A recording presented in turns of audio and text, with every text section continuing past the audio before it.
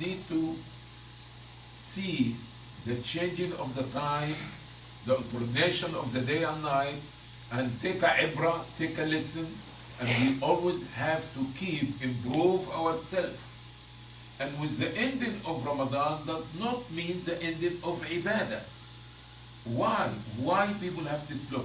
I really thought about when I have this class this morning, not to give a talk.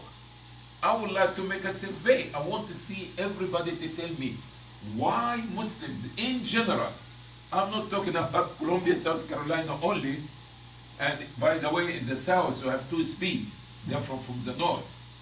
You have what? Slow and what? Slower. And slower, okay?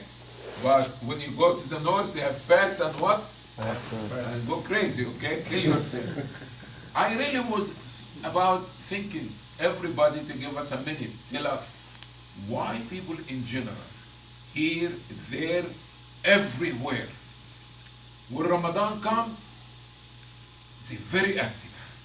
Doesn't matter whatever occupation this person doing, you found them in Salat al-Fajr, Asr, and Isha, and Qiyam al-Layl, at least.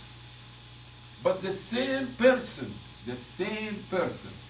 after Ramadan, go back again, you see them for Jum'ah, and buy mosque, see you next Friday, if I have the time. Anybody know why? I really wonder. But anyway, we are not here, understand, to evaluate people. We are here to evaluate our own self. You see, like you say, when you point your finger to somebody, what's happening? Huh? Yeah, exactly.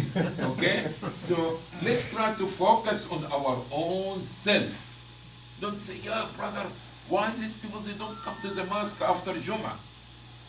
Why they don't come after Ramadan? Why they don't come after... Don't worry about the people now.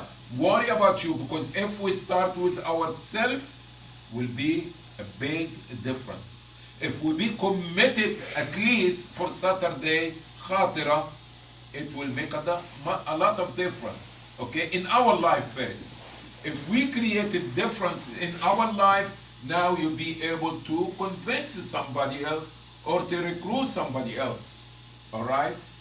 And we saw a big example with 150 people average every day in Ramadan.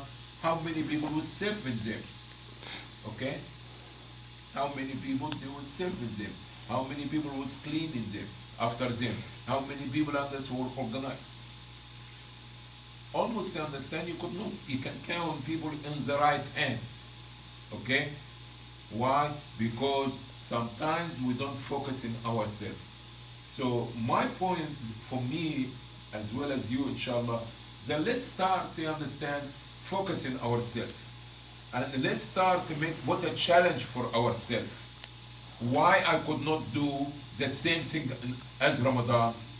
And somebody will come and understand with this notion, oh, yo, bro, brother, you know, oh, bro, oh, brother, you know, in Ramadan, you understand the shayateen are chained, and you understand we're doing things collectively, and so this is the reason you understand that the spirit of Jama'ah and all these things. Okay? But maybe during Ramadan, your speed towards goodness was 0.5. Okay? So can you make it 3? Maybe I'm not going to shoot to 5, but can you make it 3? Can you make it 2? As example, let's say we go to the mosque. Okay?